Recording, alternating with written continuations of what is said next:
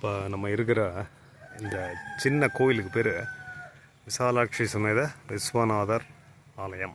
Okay, அழகான ஒரு குளம் இருக்குது பக்கத்துலேயே. இது வந்து ஒரு ஓட்ட ரோடு. இது ரோடு எங்கே இருக்குது, எங்கேருந்து வருது அப்படின்னு பார்த்தீங்கன்னா, சிக்கல் இருக்குது நாகப்பட்டினத்துக்கிட்ட. அந்த சிக்கலுக்கு வடக்கில் வந்தீங்கன்னா ஒரு கிலோமீட்டர் தான் இருக்கும் மேக்ஸிமம், அவ்வளோதான் இருக்கும். பைபாஸ் வரும். பைபாஸை தாண்டி சும்மா ஒரு 200 மீட்டர் 300 மீட்டரில் இருக்கிறது தான் இந்த சின்ன கிராமம், இந்த சின்ன கோயில். இந்த கிராமத்துக்கு பேர் குற்றம் பொறுத்தான் இருப்பு. அதான் கூப்போ இருப்புன்னு போட்டிருக்காங்க.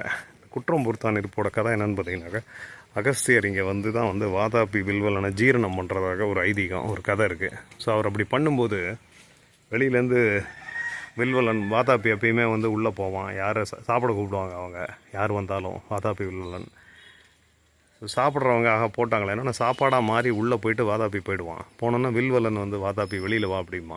வெளியில் வேணால் வயிற்ற கழிச்சிட்டு வருவான். சாப்பிட்டவர் இருந்து போயிடுவார், அவரை இவங்க சாப்பிட்ருவாங்க. இப்படியே பண்ணிகிட்டு இருந்திருக்காங்க. ஸோ இதை அகஸ்தியர் தெரிஞ்சுக்கிட்டு இவங்க உள்ளே போனோன்னே வாதாபியை கூப்பிட்றான். அவர் ஜீரணமாகுன்னு அதுக்குள்ளே சொல்லிடுறாரு. இவரோட தவ வலிமையால் வாதாபி உள்ளேயே போயிடுறான்.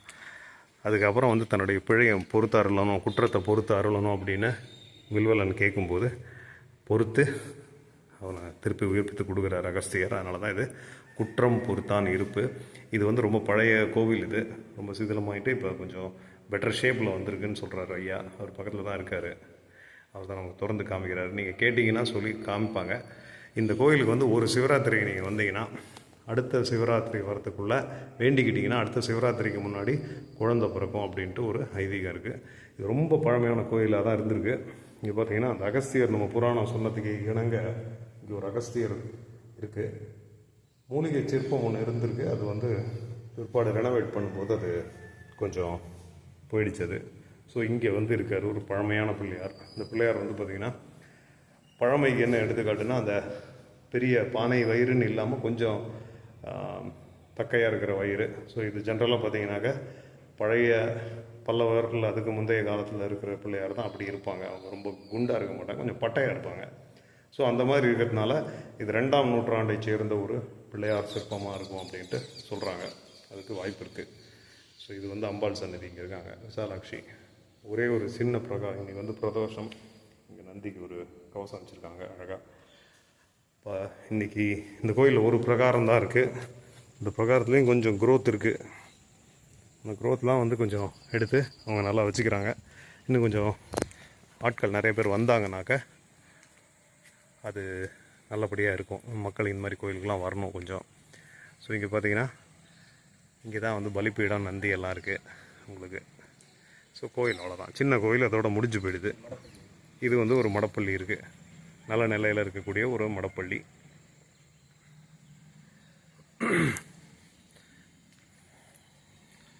வீடுகள்லாம் நெருக்கமாக பக்கத்துலேயே வந்துடுது. ஸோ இங்கே ஒரு கோழிக்கொண்டை ஏதோ சொல்லுவாங்க, அந்த செடி அது ஒன்று செழித்து வளர்ந்துருக்கு. இது அம்பாள் சந்நிதியோட மேற்புறம். ஸோ இதுதான் கோயில். ஸோ அதனால் இதான் விசாலாட்சி சமேத விஸ்வநாதர் ஆலயம். இருக்கிற கிராமத்துக்கு பேர் குற்றம் பொறுத்தான் இருப்பு.